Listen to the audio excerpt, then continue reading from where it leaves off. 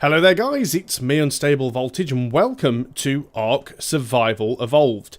Just a quick disclaimer about this video, if it looks like it's a little choppy, it probably is. This game isn't particularly well optimised. That said, it is in early access, so that is understandable.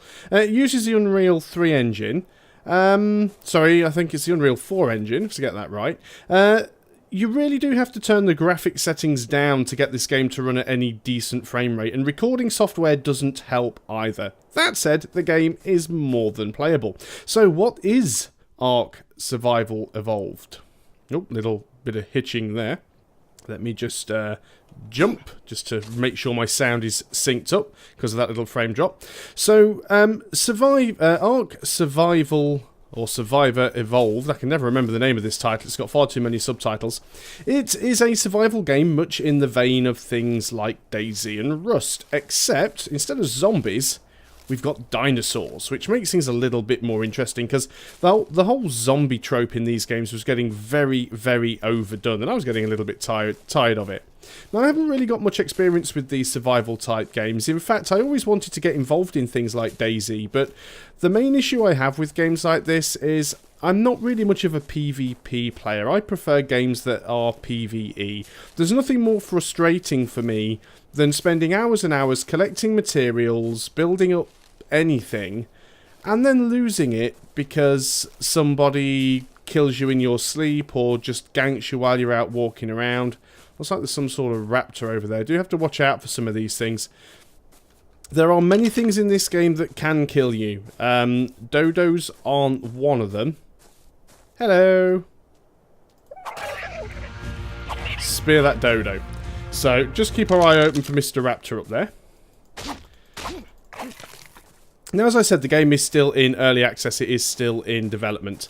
And there are a number of different options. You can play like I am at the moment. I'm just playing a sort of single-player game. I'm playing it sort of locally on my own machine, so there's no other players around. And you can mess around with things like the difficulty level and what settings and options are on and stuff like that. So I'm just using this as a way to experiment and just sort of try and work out the game, its mechanics, the crafting systems, and things like that. It will have dedicated servers, as well as people being able to host their own private servers. There will be PvP servers and PvE servers.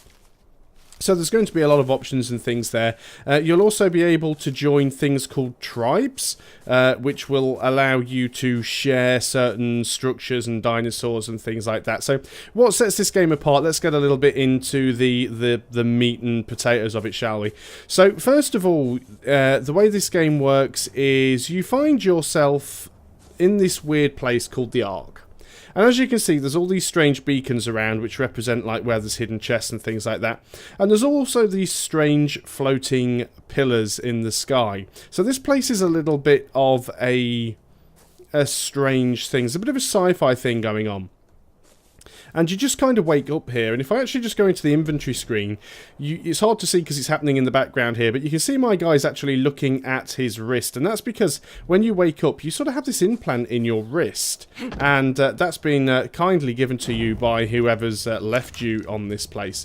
And when the game starts off, everything you have is barely primitive. It starts off much in the Minecraft manner, where you basically start off with just your fists, and all you can do is go and punch trees. Like so. And you start to get some basic things like thatch and wood. So you punch a tree for a bit, you get some thatch, you get some wood, you go around the ground and you pick up some stone off the ground, like so.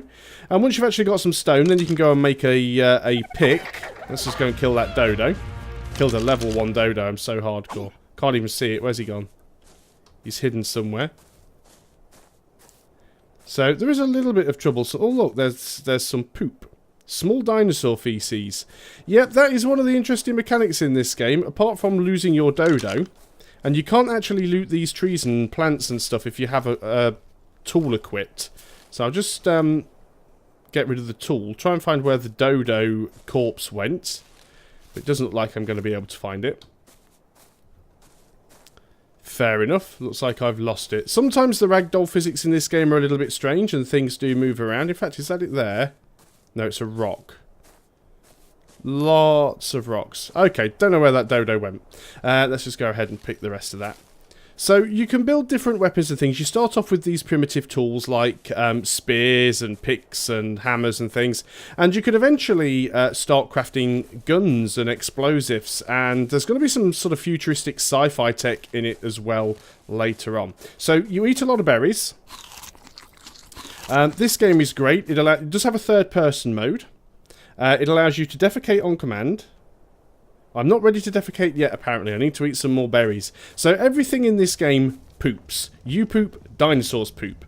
And it's going to bring a whole new level to teabagging in the multiplayer. But the main advantage of it is you can use it for fertilizing crops. So you can actually go ahead and have yourself some little farms going on. There's plenty of dinosaurs and things around. I'm just going to go and collect a few trees. I'm going to do them with my axe. The axe tends to give you slightly more wood, but slightly less thatch. And I need a combination of both right now. Although these things down on the beach, these bits of trees, these give you loads and loads of wood. Most of the time, but not always. One thing you will have noticed is if you actually try punching a tree, if you actually look at my health down in the bottom right hand corner, the little plus symbol, if you actually punch a tree, you actually take damage. So you shouldn't just go around punching stuff. I mean, punching trees can be useful because, like I said, you get more thatch if you punch a tree. And if you're going around collecting thatch in the early game, then you probably want to be doing a little bit more tree punching. So as you can see on the right-hand side there, we've got the little cross tools icon, which has now just disappeared, which is basically just telling me that there's something in front of me that I can interact with. The little hand saying that there's something on the floor that I can't pick up or whatever because I don't have the appropriate tool, but I can go and chop that tree down. So below that, there's a little upwards pointing arrow with a plus next to it. Now, that's my level. Now, there's a few different ways to gain XP to level up. You do gain passive XP, so the longer you survive, the more XP you get. You also get XP for killing stuff, collecting stuff, crafting stuff, lots of different ways. So you can see that my hatchet is broken, which is tool number 1. If I just go ahead and press number 1 now, because I have the materials in my inventory to create a new one, it'll just go ahead and create a brand new one for me, which is really nice. Must remember to re-equip it though, if I want to be able to use it. Again, we've got the pick as well, which we can use on stones. So we usually get stone and flint from using the pick. I believe we can actually alt and press number 2 and it'll build another one. Yeah. So while it's building, you can still move around and still carry on doing stuff, but you actually notice you walk quite slowly. So sometimes it's worth creating extra stuff, like, you know, creating a few extra spears. So spears are your primary weapon. There's a couple of reasons why you might want to have an extra spear or two. First of all, the last thing you want to do is have a spear break on you while you're in the middle of fighting a dinosaur. And secondly, you can actually throw spears as well. So having the spears to throw is really, really useful. Just going to chop down a couple more trees and then I'm going to head back to the house and show you a little bit more about the crafting. So you can build bases and stuff. Now, whenever you build something in this game, whether it be a base or part of a base or a campfire, a chest, a bed, anything like that, it belongs to you. It belongs to an individual player. But if you're part of a tribe, it actually belongs to the tribe. So on the right hand side you can also see my weight, or the weight of my inventory, which is almost full, which is why I'm actually walking so slowly at the moment. Below that you can see my hydration. Hydration's actually not too bad because I'm not feeling too hot at the moment. Below that is my my current hunger, which is pretty much full, though we can go ahead and eat some of these berries. The berries aren't very filling, but they're useful in a pinch because you can easily grab them from these bushes and trees and things. And all of the resources do respawn quite quickly. Below that you've got my stamina, which I use for running and jumping, swimming and fighting, hitting trees and stuff like that. Goes down as I sprint, recharges if I stand still. And my health down in the bottom corner. Let's see if we can poop yet. There we go. Look at that. There's a nice, fresh, shiny, very round, very large turd, which I think we'll leave there for now, because that is quite delightful. I mean, we can pick it up. We can actually pick up the turd, go to the inventory, and Can provide nitrogen to help crops grow their plots. Would be more efficient fertilizer if combined with thatch in a bin. I think we're just going to go ahead and drop that because we don't really need it. Let's throw the poop away.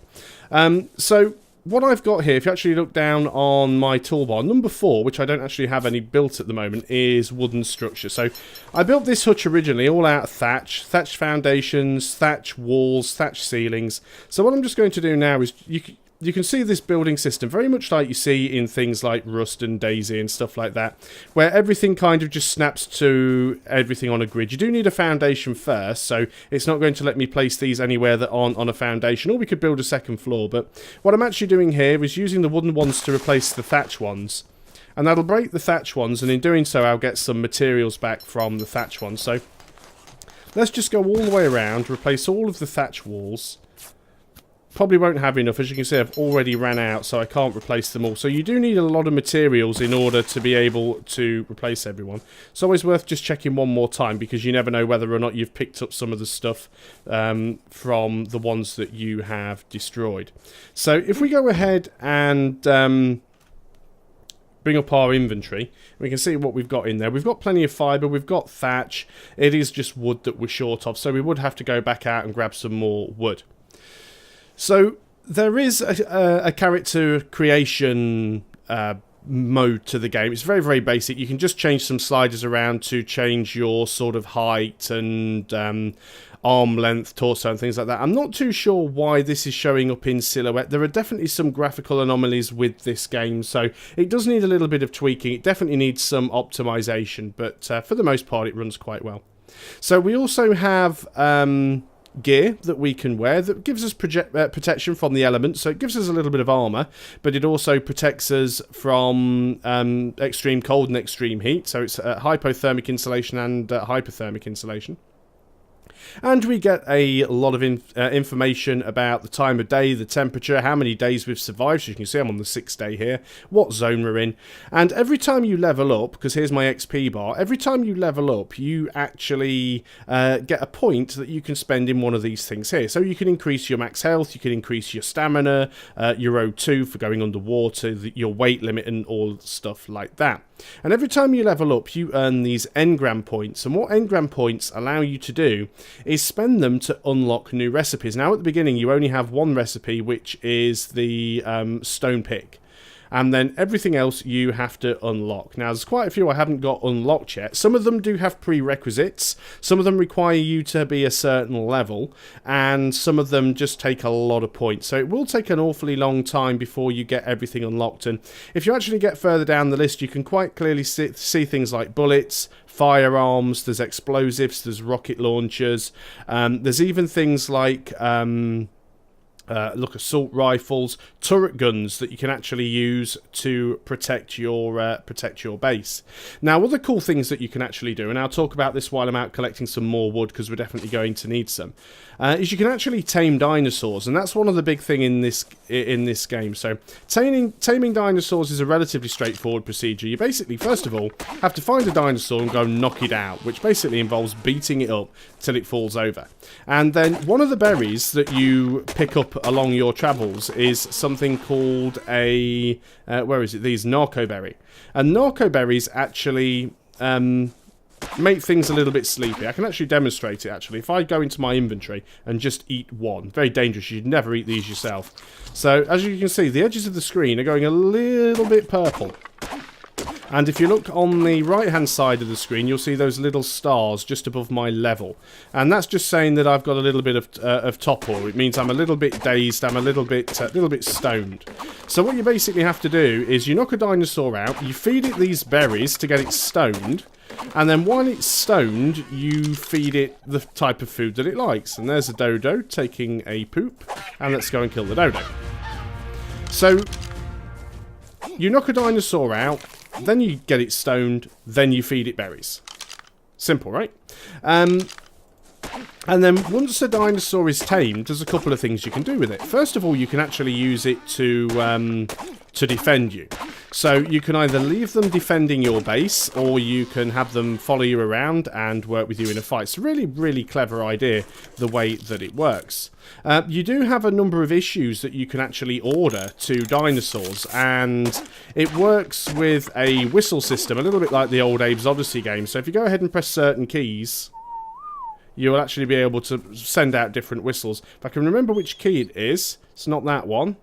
This key here, as you can see, there's a ring here, a number of different whistles, so I can go whistle or stop. You know, different whistles for different tasks, which is quite cool.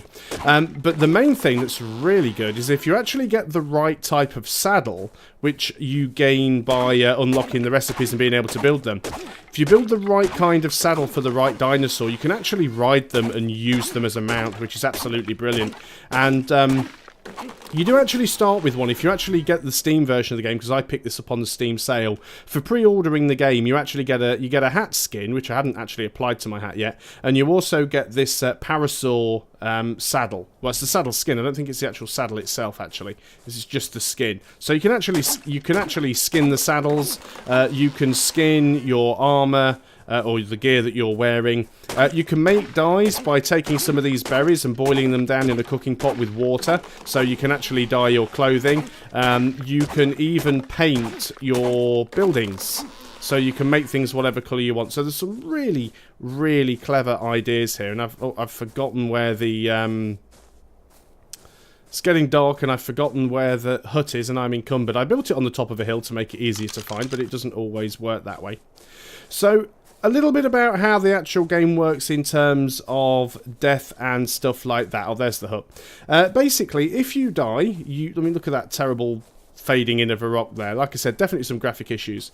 If you die, first thing that happens is you drop all of your inventory. Now, it does take a little bit of time for it to decompose. So, when you respawn, and it's not like a sort of DayZ game where the moment you die, that's it. It's game over. You start from scratch. Your character gets to respawn in a random location, but you pick the zone that you start in. So you'll spawn on the beach in the zone that you pick. And I've purposely built my hut here in the respawn zone. And as you can see, also stuff is starting to spoil. Things like the meats and the stuff that I'm carrying. It doesn't last very long before it starts to spoil. Can we eat some meat? Yeah, let's go and eat some meat. So you drop all of your stuff, but as I said, if you get to it quick enough, you can pick it back up. But the main thing is you do get to keep all of your progression. So you keep all of your XP, you keep all of your levels, you keep all of your all of the things that you've added to your character in terms of stat upgrades. You keep all your engram points and stuff like that. So the only thing you're going to lose is your inventory.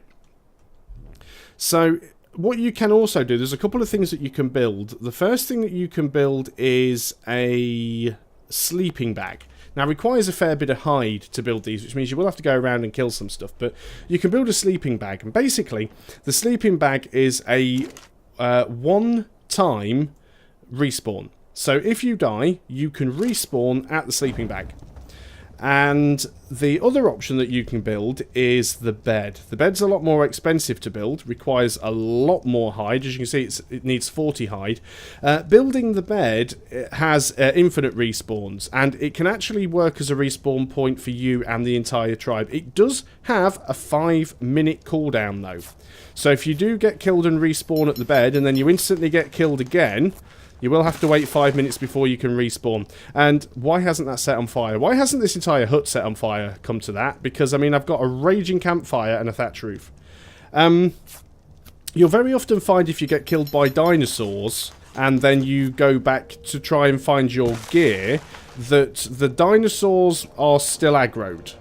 So that can be a potential problem. Do I have the engram to actually do the ceiling? I can't remember if I unlocked the wooden roof. Wooden ceiling, yeah, needs more wood. Don't have enough wood for a wooden roof. Let's not burn everything down here. The lighting effects are actually quite nice in this game. It is one of the things that I do really, really like about it. And in fact, if we just get the fire going and I just open the door here so we can see it from outside, it makes it a little bit easier to find. We are going to need some wood. And of course it is giving us a warning that we are getting cold, which you can see down in the bottom corner there. But I only need a little bit more wood and we can start improving the roof. And then we'll have gone from a thatch building up to a wooden building. Now, like I said, I haven't really played the game multiplayer. I've just been playing it on my own so far. And one of the things that I have been reading about the game and the way that it works. And of course, while you're offline, you're technically asleep, and people can kill you in your sleep, they can drag your body around, so you can actually be imprisoned because someone can force feed you. They can steal your stuff. I think they can only do that on a PvP server. Let's get the old torch out here, look. The good thing about the torch is it's the one tool you can actually still gather stuff while it's equipped, which is quite nice. And we can use it as a weapon as well if need be. So, yeah, there is still a very real issue on multiplayer that people can attack you. I really don't like that that dinosaur raptor type thing over there. In fact, it was something that I spotted earlier, and what I was going to do was try and build a... let's just turn this off, we don't need it on. Although we do, we're cold. Let's just go ahead and see if we can build at least one piece of the wooden ceiling. So, let's go ahead and craft that item. We've only got enough bits to craft one. We'll go back into the inventory. We'll replace our wooden wall with our wooden ceiling, and then we can just go and replace a bit of the ceiling with wood. Fantastic. Now, one thing I did want to build, if I have all the parts, and I do, is I wanted to go and build this slingshot. So it's going to use one of our valuable pieces of hide.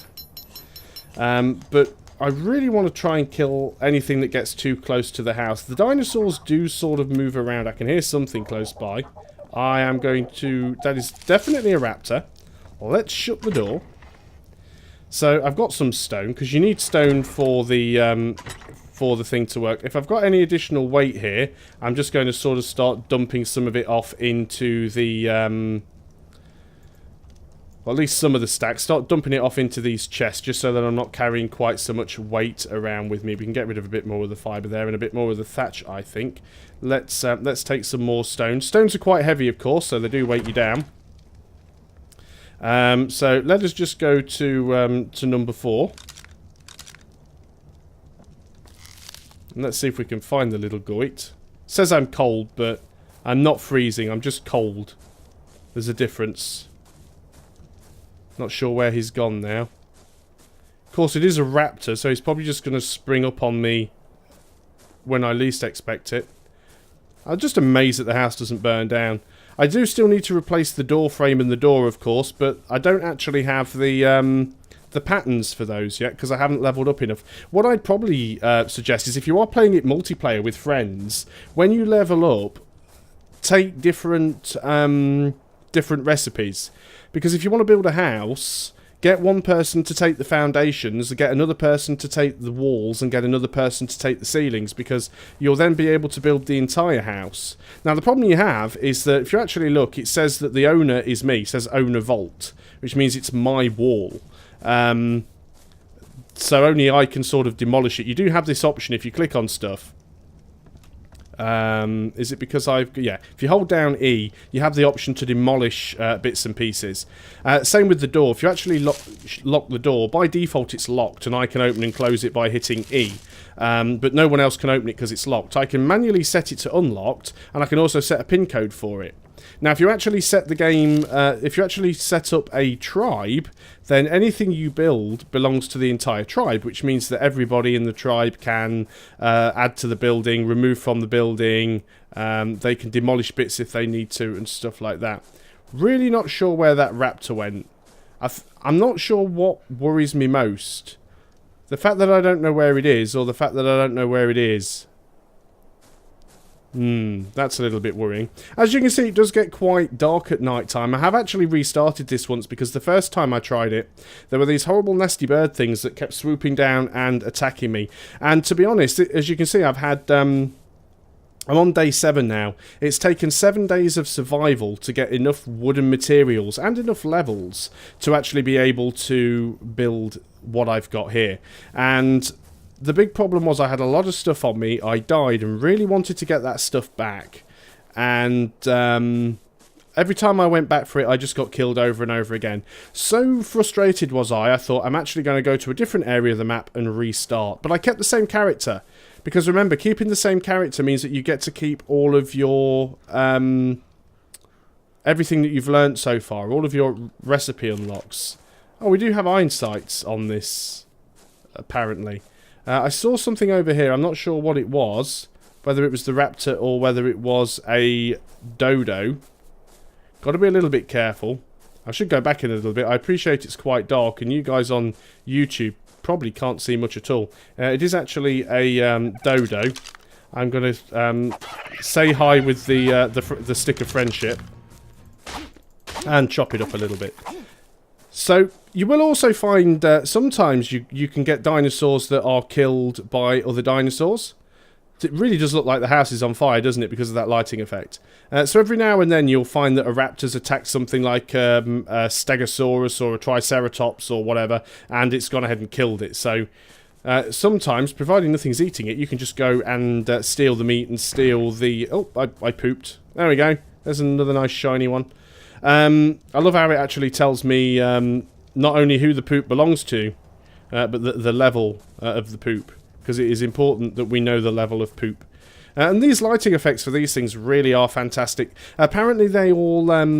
most of these things have like chests and things that you can grab. Oh, that was interesting. The moonlight shining through that. Is it actually shining on me?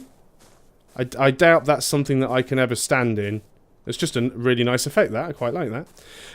But apparently some of these chests are actually level locked as well. You can see another one of those tall structures right over there in the distance in the centre of the screen there. Haven't been that far inland.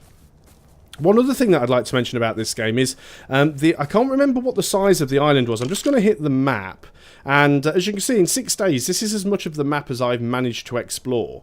If I was to run all the way from where that little marker is that says me, that little cork marker, all the way to that peninsula on the upper right-hand corner, which is the furthest I've explored, and that's actually the original area that I spawned in the first time I had a go, it would take me probably about 10 minutes to run there. I think the island is something like 36 kilometres by 20 kilometres or something like that. So at the moment there is only one island, but the game does have full modding support and they are going to be adding other islands. It's not procedurally generated, so it is all designed. But one thing that you can't see, and I haven't visited them myself yet, but there's an underground cave system which apparently is about half the size of the overworld again. So there's an awful lot of stuff, and apparently it's a really, really dangerous place to be. So we're not going to be venturing there just yet. Need to build the rest of the house first, still need to level up. So we're in here by the fire, keeping nice and warm. Plenty of wood on there, that'll last for a while. Let's go ahead and cook some more meat up. But I'm looking forward to playing this game a little bit more. I'm probably still going to mess around with it in single player just for a little while, just to get to grips with the game and the mechanics. I've got a friend or two that I may consider setting up a server with, just so that we can actually, you know, do some stuff together, which could be quite cool. And the only way I've found to drink at the moment is to actually get in the water. If you get in the water, you do drink. There are sharks, mastodons, piranhas, and all kinds of nasty stuff in the water, so you do have to be careful. Let's just put that torch back on again for the lighting effect. As you can see, it is a bit glitchy. Sometimes rocks and objects float above the ground and stuff like that. I've seen dinosaurs. I actually managed to kill a brontosaurus with a spear, simply because I aggroed the brontosaurus and it tried to destroy my house. Not this house, the other house I had further up the beach. It tried to destroy it and got stuck. While it was stuck, I just sort of stabbed it in the ankle repeatedly until it died. I got about, like, 30 pieces of hide from that. It was amazing. Almost 4 AM, which is when the sun seems to come back up. But the game does look pretty. I mean, if I actually just show you guys the options at the moment and show you what I've actually got it on. I've got the view distance set to medium. I've got the AA and the post-processing both set to low. I've got shadows, terrain shadows, and textures all set to medium. And we're running at 1920 by 1080. I haven't got a... FPS counter on at the moment, so I don't really know what sort of frame rate I'm getting. I'd probably say, at a guess, I'm getting probably somewhere around 25 to 30, but it's not consistent. There are quite a few times where it hitches and hooks. So if this is something that you are going to get, just bear in mind that it's as fun as it is at the moment, it still needs a lot of optimization work. That said, it does get updates every couple of days, so they are really trying to keep up to date with the game, which is quite nice. Just wondering if there's anything else significant that I've forgotten that I really need to tell you, because that's about it, really. It's there's plenty of videos about. I mean, I only just discovered this game recently because it was on the Steam sale, and I heard a lot of people talking about it, and I thought, oh, let's go and check that out. And I actually, one of the people that I watch on YouTube, Quill18, I like watching a lot of his EU4 and Civ 5 stuff, as well as a lot of the Civ 5 stuff that he does with Marbazir. And he recently did a video on this game and sort of demonstrated it. He's basically gone through much the same way as I have and just sort of demonstrated some of the things you can do. But yeah, it was enough for me to think, yeah, I actually want to go and have a look at this game. And I just hope it isn't one of these survival games that gets abandoned, because we all know that a lot of these games never get finished, as one of my friends pointed out the other day, and rightly so. You know, there is a lot of these games that get partway through being built because it's a cash grab. I don't think that's the case with this game. There's about 4 different developers working on it, and they do have a publisher behind them. So I think from what we've seen already, the game is probably going to get finished. But if survival games are your kind of thing, and you're bored of the zombie theme and you want something a little bit different, and if you like dinosaurs, it reminds me a lot of, there used to be a TV show on Sci-Fi called Terra Nova. If you're a sci-fi geek like me, you probably know it. If you're not a sci-fi geek like me, you'll have probably never heard of it. It only managed about 1 season, had the guy in it from Avatar who played the Colonel with questionable ethics, and it was basically a series about a load of people, refugees from Earth. Earth is in a position where it is basically unable to sustain people. They've drained it of natural resources. I think there's been some kind of war. The planet is a train wreck, basically. And someone discovers a portal back to the past. So they start sending groups of refugees back in time, and basically the refugees go back in time to recolonize Earth, but in the time of the dinosaurs. So it's quite an interesting idea. Unfortunately, Sci-Fi didn't think so, and it only really got 1 season. But this game feels a lot like that, because you know, you've got a load of settlers trying to make their way with modern-day equipment, because you can build guns. They are going to be adding vehicles to it as well, things like jeeps and buggies and stuff like that. And then there's the whole sci-fi element. You know, what are these things, and what's this implant thing that's buried in my forearm, and all that kind of stuff. So I think there's going to be a really good story for this game in the future. But that's pretty much all I've got to say on the matter. This is ARK Survival Evolved. And like I said, I bought it on Steam in early access. So if you like survival games, go and check it out.